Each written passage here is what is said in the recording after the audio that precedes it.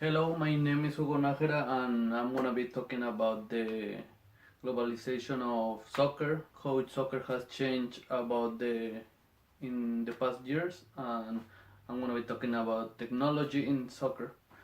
Well, the first point I'm gonna talk about is the transfer window. Well, the transfer window is where clubs can buy new players or they can sell players they don't want anymore. And I think I decide to talk about this because I think this is the most clear example of how soccer is changing. I'm gonna give you guys two examples. The first one is Cristiano Ronaldo. He used to play for Manchester United, and Real Madrid decided to buy him back in 2009. They paid for him $94 million, and well, he was a lot of money, still a lot of money.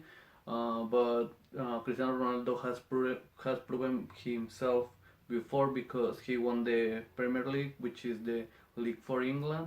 He has won the Champions League, which is the Continental Cup for Europe, and he has won the Ballon d'Or, which meant he was the best player in the world at that time. So $94 million, it was a lot, but Real Madrid thought it was a good investment to buy a player like him.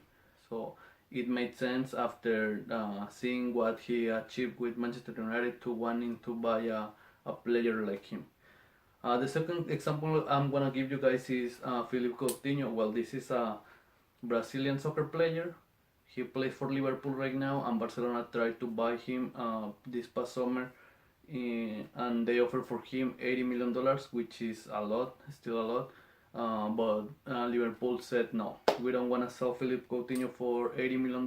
If you want to buy Philippe Coutinho, you have to pay 200 million dollars, which give you an example of how this has changed. It has changed a lot. And the funny thing here is Philippe Coutinho has never won a single trophy with Liverpool, his actual team. He has never won the Ballon d'Or, which means he has never been the best player in the world. And well, once again, this shows you how this thing has changed. Back in 2009, you could buy the best player in the world for $94 million, and now you in 2017 you can buy a regular player for $200 million. I think it's just ridiculous the way the inflation in the market is affecting soccer right now.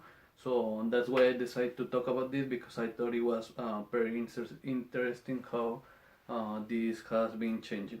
Well, the second thing I'm going to talk about is the globalization of this sport. The globalization of this sport is very clear to me for the main reason because, well, the World Cup. The World Cup used to be played for with 32 teams. It's still being played with 32 teams.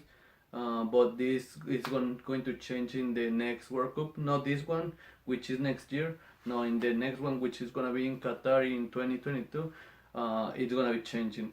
Right now we're playing with 32 teams, and in Qatar it's gonna be 48 teams, national teams. Uh, this doesn't seem like a big change, but it is, and this is the reason why. The reason why. FIFA decided to do this because there are countries like China, like Qatar, like Arabia Saudi that mm, they don't have a competitive national team. They always get eliminated in the stages before the World Cup, so they decide to do this so these kind of countries that have a lot of soccer fans can qualify to the World Cup. Because China, you know, it has billions of uh, in his in his population in its population. I'm sorry, and it just made sense economically to FIFA to add this spot so these kind of countries that have money and have a lot of fans can qualify to the World Cup so they can sell the market of the World Cup there, which for me in my personal opinion is ridiculous, is pointless, is offensive even because well, the World Cup used to be the best competition for soccer fans, and now with this kind of changes, I think it's gonna lose. It's not gonna be as competitive as we know it. So let's see how that goes. But in my point of view, is it's not gonna be really well. Well, the third point I'm gonna be talking about is the technology in soccer. Soccer used to be one of those sports where technology wasn't allowed. Uh, I don't know. It take them a lot of time for soccer fans and for the people who manage soccer to decide to add technology to this sport. And well, that this changed last year in the Euro, which is the competition for the uh, Continental Cup for national teams. They decide to use the VAR, which is the video assistant referee. It's basically just like in the NFL, where they can see the replay of the where referees can see the replay of the play so they can make a better decision. Well, that's the VAR. And they decided to start using it in the Euro, and it's gonna be also in the next World Cup in Russia in next year. So yeah, they decide to use that, and well, I think it was good because this sport needs that kind of technology, but I don't think it was necessary.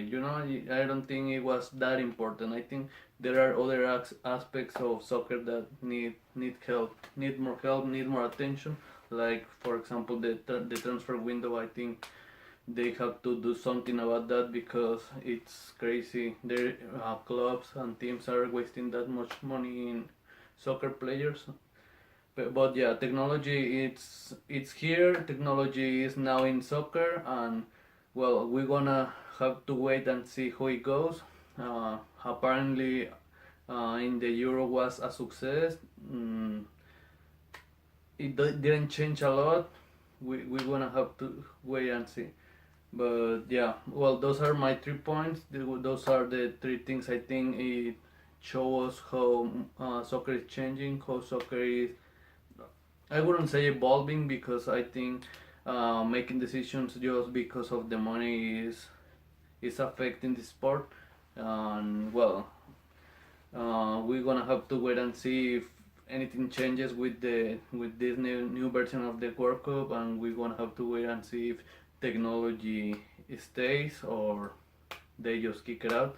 And well, I think it's really important to find a way to regulate the prices they are paying for the soccer players. Well, that was my presentation for today. Thank you for watching.